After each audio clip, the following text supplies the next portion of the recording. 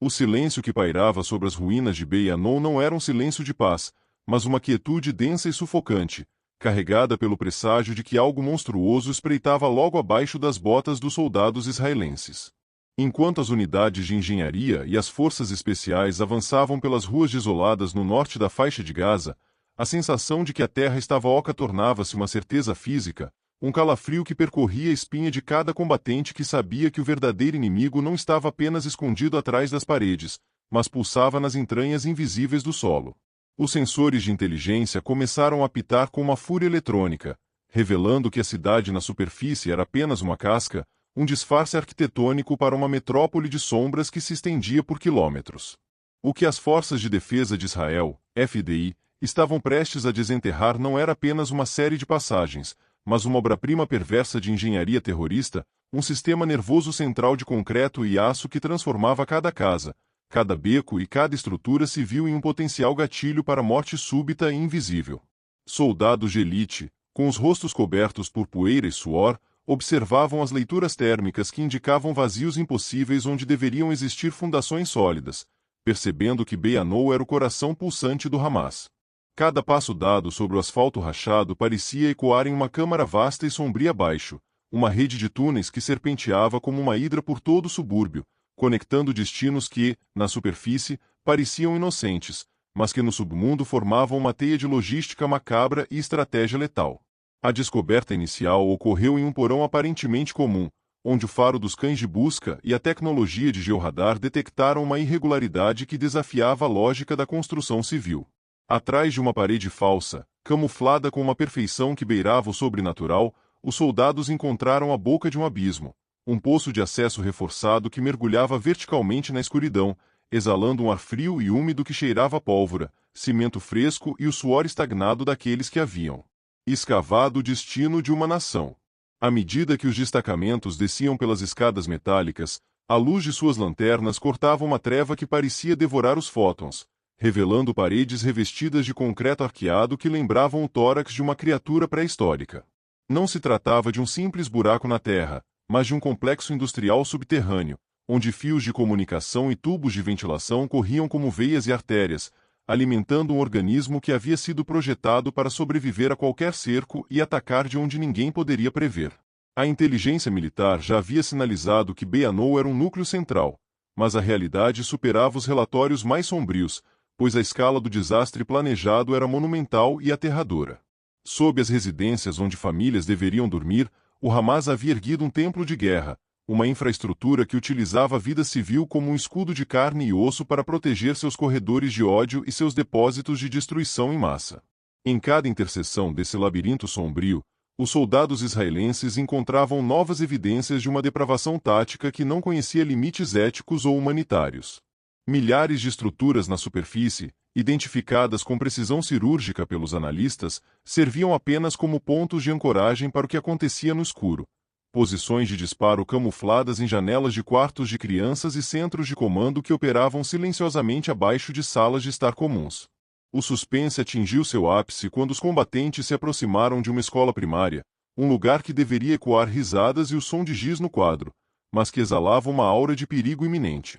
Dentro das salas de aula, onde desenhos infantis ainda decoravam as paredes, os soldados encontraram terroristas armados até os dentes, transformando o santuário da educação em uma fortaleza de emboscada, prontos para sacrificar tudo em nome de sua ideologia de aniquilação. Contudo, o horror mais profundo estava guardado para o pátio da escola, onde, escondido sob a terra que as crianças usavam para brincar, os militares descobriram um poço de acesso monumental para o sistema subterrâneo. A visão de um túnel de guerra começando exatamente abaixo de uma instituição de ensino foi o golpe final na ideia de qualquer decência humana, revelando que para o Hamas, a infância era apenas mais uma ferramenta de camuflagem para sua rede de terror. Os túneis em Beianou não eram apenas rotas de fuga, eram armazéns de pesadelos, repletos de estoques de armas que poderiam sustentar uma guerra por meses a fio no escuro total. Foguetes prontos para serem lançados, granadas empilhadas como mercadorias em um supermercado e rifles de assalto pendurados em ganchos nas paredes de concreto mostravam que a cidade subterrânea era um arsenal de proporções apocalípticas.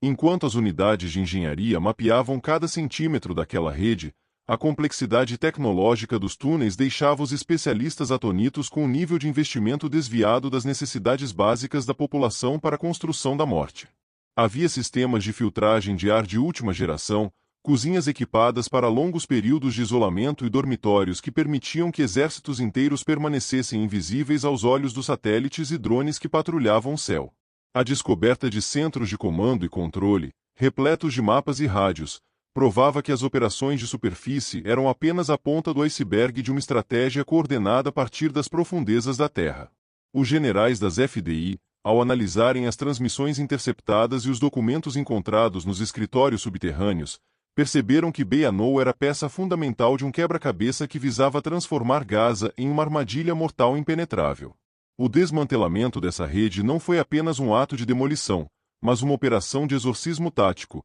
onde cada carga explosiva colocada era um passo para libertar a cidade da ocupação invisível de seus próprios governantes. Os soldados trabalhavam sob a pressão constante de possíveis armadilhas e minas terrestres deixadas para trás, movendo-se com a cautela de quem desativa uma bomba-relógio que se estende por quilômetros de extensão. A tensão aumentava a cada hora, pois a neutralização de um túnel frequentemente revelava a existência de outros 3, criando uma sensação de que a hidra subterrânea nunca deixaria de crescer. Entretanto, a determinação das forças israelenses era inabalável, alimentada pela visão clara do que aquele sistema representava para a segurança de seus próprios civis e para a estabilidade de toda a região. O som das detonações controladas começou a ecoar pelo norte de Gaza, como trovões subterrâneos que sacudiam o solo e anunciavam o fim da supremacia das sombras em Beyanoul. Nuvens de poeira subiam dos poços de ventilação agora inúteis, sinalizando que a ventilação do terror havia sido finalmente cortada pela precisão e pela coragem dos soldados que ousaram descer ao inferno. Ao redor da escola primária, a operação foi realizada com uma solenidade quase ritualística, removendo a infecção que corria sob os alicerces do conhecimento e da inocência. Cada quilo de explosivo colocado ali era uma declaração de que o uso de crianças como escudos humanos não seria mais tolerado pelo avanço inexorável da justiça militar e da inteligência estratégica. As FDI relataram que a infraestrutura em Beyanoul foi neutralizada, uma palavra técnica que escondia o triunfo épico de ter colapsado um império construído no escuro absoluto. O que antes era uma rede de transporte para o assassinato e o caos, tornou-se agora uma série de túmulos de concreto, enterrando para sempre os planos de quem acreditava que a terra poderia esconder seus pecados para sempre. A inteligência de Israel, ao processar as novas informações colhidas durante a ocupação dos túneis, descobriu que Beyanoul era apenas o começo de uma revelação ainda maior sobre a extensão do domínio do Hamas. Os documentos apreendidos apontavam caminhos que levavam a outras cidades, sugerindo que Gaza inteira estava sobre uma placa tectônica de terror que precisava ser desmontada peça por peça, túnel por túnel. A noite caiu sobre Beyanoul, mas as luzes das FDI continuavam a brilhar sobre os buracos agora expostos, revelando as entranhas da cidade para o mundo inteiro ver. A farsa da infraestrutura civil utilizada para o bem-estar havia caído,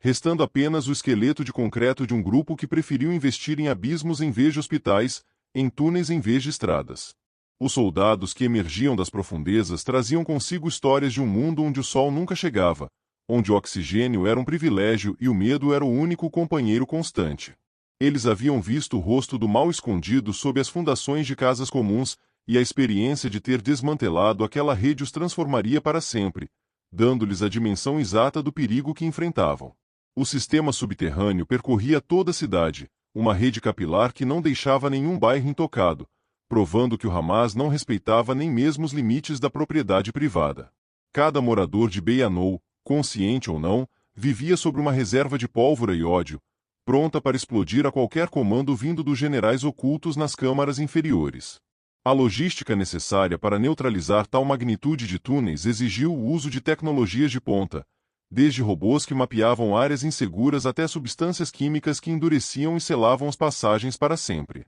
Não se podia deixar nenhuma fresta, nenhum espaço onde o inimigo pudesse se reagrupar ou respirar novamente após a poeira baixar e a guerra cessar. A imagem dos terroristas armados dentro da escola, capturada pelas câmeras dos capacetes dos soldados, tornou-se o símbolo máximo dessa operação, uma prova irrefutável da barbárie tática. Não havia como negar o que os olhos israelenses haviam visto: o poço de acesso, as armas e a proximidade do abismo com o local de aprendizado das futuras gerações de palestinos. A rede de Beit-Anou foi descrita como um núcleo central, um título que fazia jus à complexidade e à importância estratégica que o local detinha para os planos de invasão e defesa do grupo terrorista. Ao colapsar esse centro, as FDI não apenas destruíram passagens físicas, mas amputaram um dos membros mais ativos e perigosos da organização paramilitar que governava a faixa de Gaza. O suspense de cada incursão era renovado pela possibilidade de encontrar reféns ou armadilhas de gás,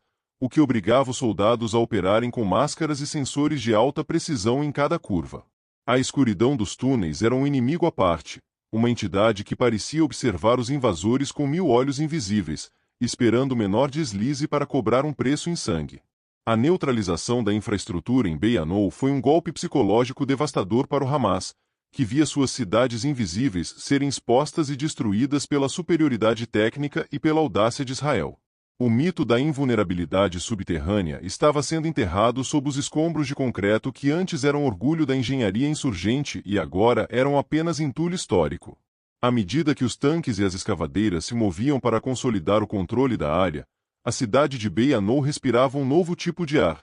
um ar que não estava mais sendo bombeado para as catacumbas da guerra. O solo, antes instável e perigoso, começava a encontrar sua solidez novamente, embora cicatrizes do que foi descoberto ali permanecessem abertas na memória de todos os envolvidos na operação. O desmantelamento da rede de túneis foi concluído com uma explosão final que pôde ser sentida a quilômetros de distância, um eco de autoridade que dizia ao mundo que o que está escondido sob a terra será trazido à luz. Israel havia provado que não havia buraco profundo suficiente para esconder a infraestrutura do terror quando a vontade de proteger uma nação era a força motriz por trás da descoberta. A cidade no norte de Gaza agora se apresentava despojada de seus segredos mais sombrios, uma paisagem de ruínas que contava a história de uma traição sem precedentes contra o próprio povo por parte de seus líderes. Os túneis de Beit-Anou não eram mais uma ameaça, mas sim um monumento à queda de um sistema que acreditava poder vencer uma guerra a partir das entranhas do submundo, ignorando que a luz da verdade acaba por penetrar até na mais profunda das cavernas. Por fim, os soldados israelenses retiraram-se das profundezas, deixando para trás um labirinto morto, selado e inutilizado, enquanto a poeira baixava sobre o que um dia foi o núcleo do terror. O silêncio que agora reinava em Beit-Anou era diferente. Era o silêncio do fim de uma era de sombras, onde o que foi descoberto jamais seria esquecido, e o que foi destruído nunca mais voltaria a ameaçar a superfície.